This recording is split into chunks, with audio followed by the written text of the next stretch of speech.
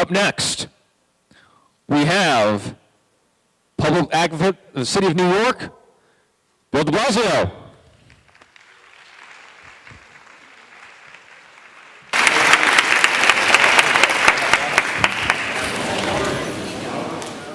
Flowers, water, we've got it all here for you. Yeah. So, Mr. de Blasio, you've heard about our format, right? Yes.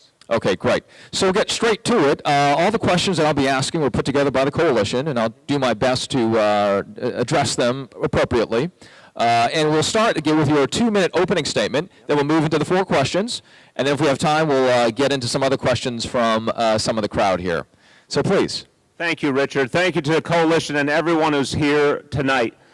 Look, I'm running for mayor because I want to address the disparities that are facing our city. I always talk about the fact that we are living a tale of 2 cities in New York City right now. Huge disparities in income, in education, in policing, and a path that I don't think is sustainable for the long run in this city. There's things we have to do very, very differently if we want this to continue to be a city for everyone, if we want people to be able to continue to live in their own neighborhood. So it comes down to me to some fundamental changes we have to make. First of all, we have to be willing to tax the wealthiest New Yorkers to help our school children. I'm a public school parent, and I have to tell you, nothing would change our schools more than focusing on early childhood education and after school. I have a proposal for a tax on those who make $500,000 or more so we can have full-day universal pre-K for every student in this city and a guaranteed after-school seat for every middle school student. That would be a game changer for our public schools.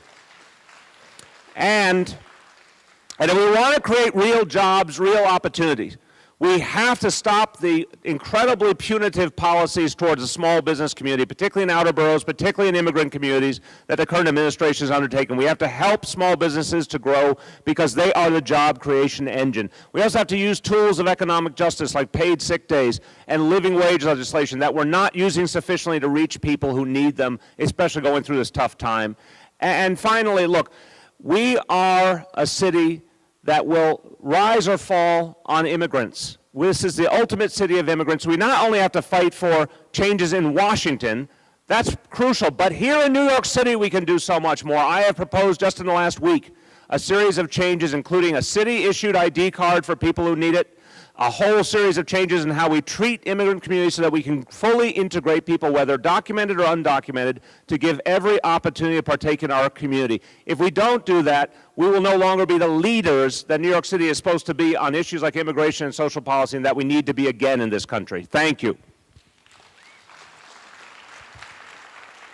All right, Mr. de Blasio, we'll move to the first question section, and that is about APIA representation. As you know, there are currently 10 deputy mayors and top administration officials, 81 heads of city agencies and offices. So, you're mayor. How many will be? Thank you, Richard. It's all over. All of a sudden, I can decide to do that. That was much easier than I expected. Yeah, all of a sudden the campaigning's over. Forget the money, forget the votes, right? You're mayor. How many do you believe need to be of AAPI descent? Mayors and your heads of city agencies and offices. I worked for 2 administrations that actually prided themselves on looking like the communities they served. With the Clinton administration, when Bill Clinton first said the phrase he wanted administration, it looked like America, with David Dinkins when he was mayor.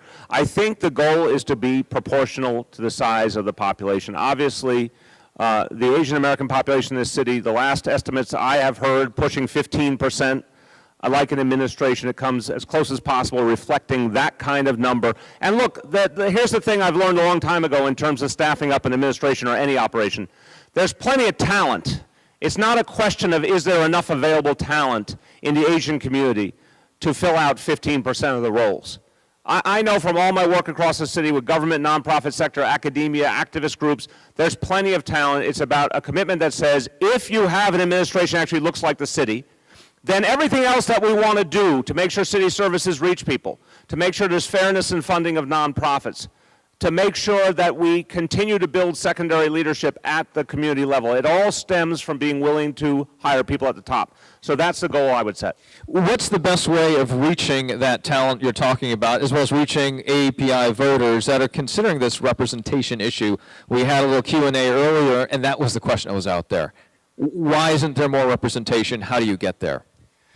Look, I have to put it in the context of the current administration, and I think this is an area where the Bloomberg administration deserves a lot more criticism than they've received. Some of us have seen through our own experience. Wait a minute, I'm getting the stop sign now. Hold on. I just gave you 15 more. I got a dispensation. 15. There you go, dispensation. Some of us have seen through our own experience that the Bloomberg administration was even less diverse than the Giuliani administration. So I think the way you address is with community leaders, many of whom I've worked with over the years, saying to them, help us find the right people for the right roles. Because if you choose the most senior roles, then the mid-level roles and lower roles get filled also with representatives of a whole community.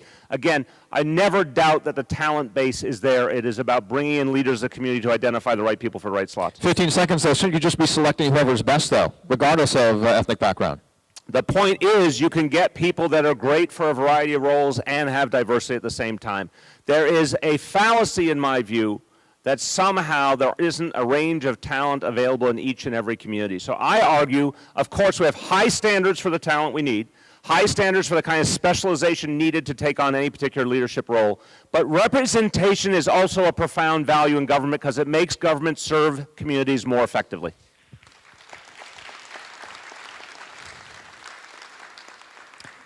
Second question area, immigrant services. And I want to ask you about this. How would you support the current system of immigrant services? And if you do support the current level, how would you continue to do that? And if you'd like to change it, how would you change it?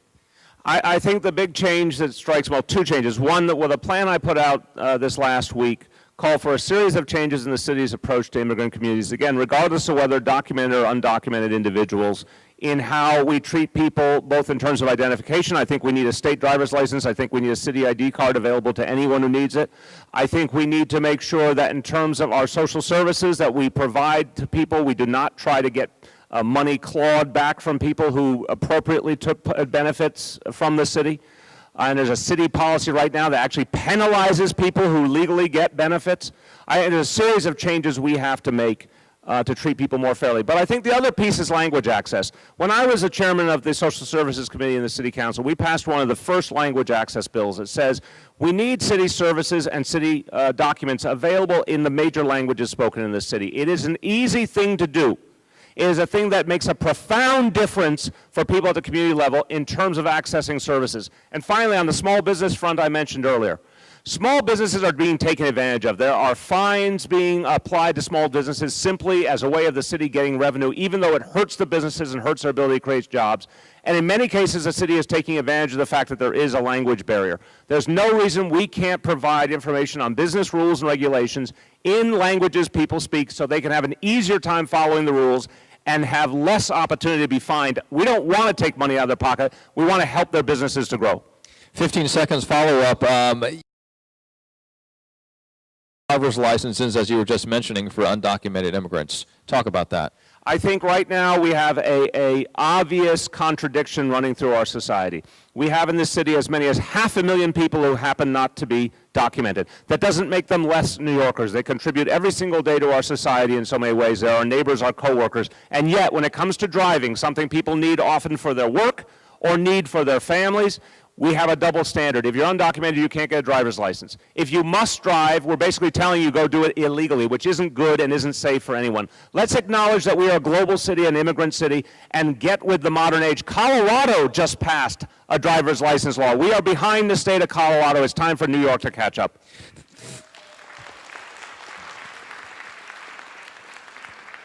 Third question area is public education. I'm going to address 3 items. If you could tell me which one you would select to address first as mayor, when you do become mayor. This is going very well, Richard. You like it already.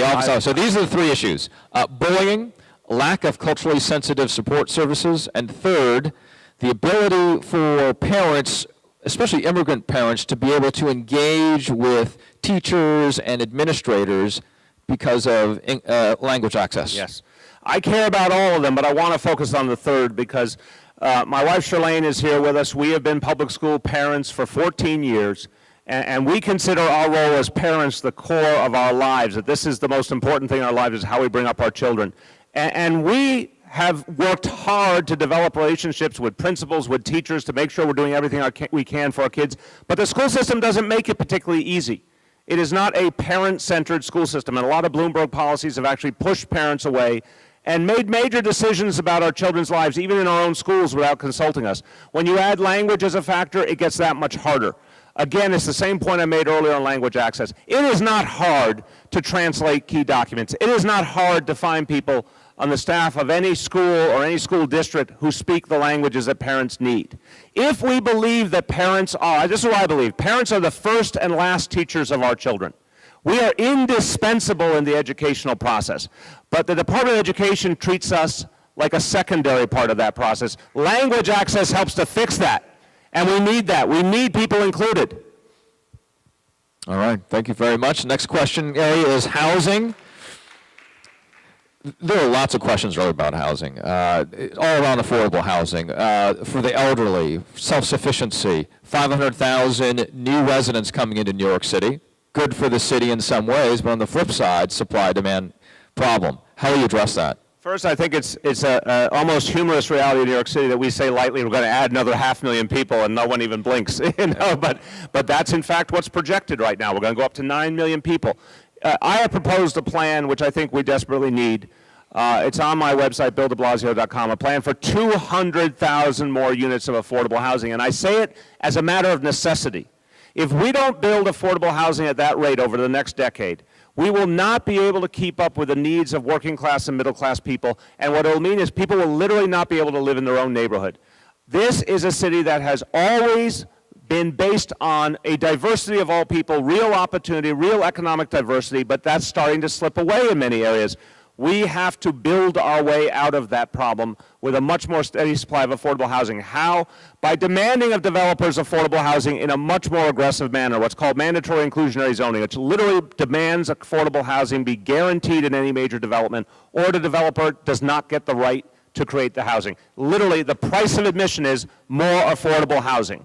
The use of our pension fund dollars, which we can invest, I've called for investing at least $1 billion in pension fund money into affordable housing, changing the tax code so all those vacant plots of land we see that aren't being used for housing actually start to be incentivized for the use of housing, particularly affordable housing.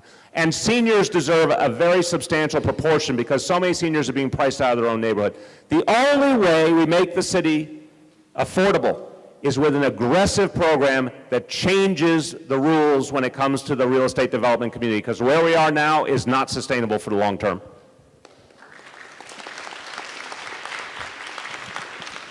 You know, keeping that 2-minute rule, that's a very, very effective timekeeper there, I'd like to say. Smitty and her assistant are brutal. They are tough. Yeah. You see, you haven't gone over. If you go over, they actually leap over and run up here. I should have slipped them a 20 coming in the door or something. This is not working out. No, this is New York. They're incorruptible? No, this is New York. A Benjamin. A Benjamin, okay. Yeah. 20 wouldn't get me anywhere. 20 might get you 2 seconds, maybe. Benjamin might get maybe I get a few more seconds. All right, Mr. de Blasio, we're now going to move into the audience questions, and I believe the first one is James Hong, please. Hi, Mr. de Blasio. My name is James Hong. I'm on staff at the Ming Kwan Center for Community Action. And I'd like to ask you a question which I actually bothered you about in Jackson Heights on April 11th. I don't know if you remember, but... Oh, you're a repeat offender, huh? Yes, I am. He's a good citizen. I'm joking. He's a good citizen. I can tell he's looking forward to it. Yes. So Asian Americans are actually more likely than any other racial minority to be green card holders or visa holders. And so many of us are here paying taxes like everyone else, living and abiding by the law, but we can't vote, and therefore we have no voice in who represents us in our government. There is currently a bill in City Council, supported by 34 members, a supermajority, that would allow all legal residents of New York City to vote in city-level elections. Clearly, this would increase politicians' accountability to our immigrant communities. Do you support this bill? I'm going to say to you what I said in Jackson Heights, and I appreciate the question. I have met with the advocates for the legislation. I am considering the legislation. I have a set of questions that I have still not resolved. I think the underlying impulse is an important one, and I will come to a decision soon. But one thing I can tell you that I'm sure you'll agree with, any bill that has 34 co-sponsors deserves a right to a city council vote. That's what I felt about the paid sick leave bill, and that's what I felt about a number of other bills lately. But I will come to my decision on the legislation soon. There has been a city council hearing since the question was put to you before. Do you have any thoughts coming out of that city council hearing? No, I honestly did not get to see what came out of that hearing. I still have a series of questions that I asked the advocates that I'm still working on about which group of people would qualify within the different categories they put forward and what I think is fair, and I just haven't resolved it. Okay, but I look forward to your support. I assure you, you will get an answer soon. Thank you. Thank you. What are the underlying questions you have? I think the question, look, I think there is an abstract question, and I'm obviously someone who believes fundamentally, as I said earlier, that we are a community of people, and that's why I want to tear down some of the barriers around things like driver's license and ID. I think there is a question about what constitutes real investment in a local place when it comes to voting. Some of the categories that were included in legislation include medical visas and student visas. Those are two areas where I have, I think, legitimate concerns that might not be the kind of folks who constitute truly, stakeholders in the community. I think it's a good question where that line should be drawn. When will you make a decision? Well, I think it's something that is obviously increasingly of concern to people of the city, so I hope in the coming weeks. Oma Bahari. Hi, Mr. de Blasio. My name is Oma Bihari. I'm a senior in a New York City public high school, and I'm a youth participant in the Coalition for Asian American Children and Families youth-run advocacy project for education issues. My question is as follows. Of the very large and very diverse population of Asian Pacific American students in New York City public high schools, 1 in 4 does not graduate on time or at all. Of those who do graduate, 2/3 are not prepared for college or for careers after high school. Many of us APA high school students are immigrants or are the children of immigrants, and we are the first generation in our families to receive an education in the United States. What education plans do you have that would impact me, a first-generation APA high school student? Great speaker, huh? I'm going to say, I think... Get up here. I'm switching spots with you, let's say. If she ran for mayor, she'd be more eloquent than the rest of us. She'd throw off the curve, so I'm glad she hasn't run yet.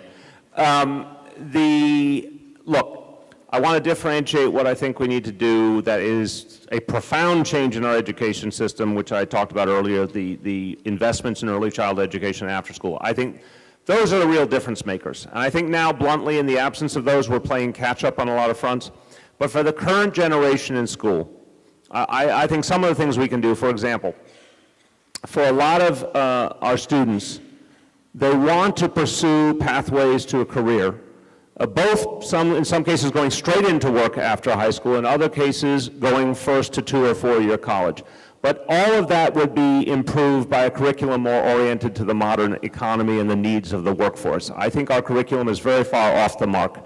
When you think of where the growth areas are in the city economy, in areas like tech and areas like healthcare, very few of our high school programs are focused in that direction. So I think it's about a reorientation towards the needs of the economy. Second, a much greater tendency I want to create to pair schools, both middle schools and high schools, with existing businesses and sectors so that there's much greater chance for young people to experience the workplace, to get mentorship, to get internships that really place them in the workplace. And I think that also helps them expand their education and make their education more serious and more focused.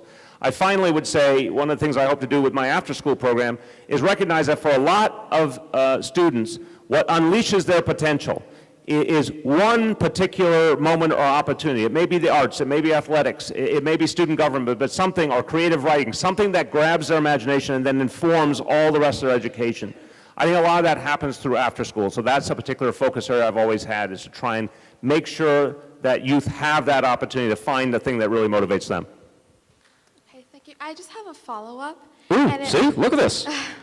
It relates See? It's happening, Richard. All right, be quick, Dolma, okay? Okay. It relates to earlier you were asked a question about sensitivity, cultural sensitivity in the education policies that you're hoping to enact.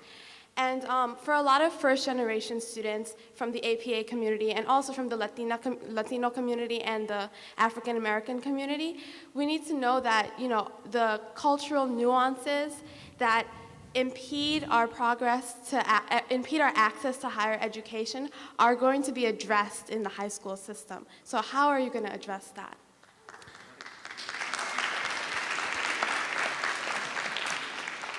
Look, I think my whole life and career have been focused on the question of how to create a more equal and fair society. Obviously, I happen to be a father of multiracial children, and that has informed my life in a very powerful way. I think the issue in curriculum is to make sure that every culture, every history is celebrated. I think it is also crucial for young people to have role models, and I think this gets back to the hiring question. We've made some progress in our school system, but I think there has to be, as was previously true with our police force, a constant effort to create diversity at all levels, because if you're taught by at least some people who come from your own community, that is reinforcing, and it also offers young people to turn to if they need support and if they need guidance. So I think it is about curriculum. I think it is about teaching up and down the line cultural sensitivity, including anti-bullying, the kind of anti-bullying efforts that we need to imbue into our school system. But I also think it's about constantly working for diversity amongst all the people who actually help and support our youth. Oma, if you have a follow-up, you're going to have to corner them outside, okay? Thank you. Great questions, though, today. Thank you, Oma. Thank you so much, James, as well.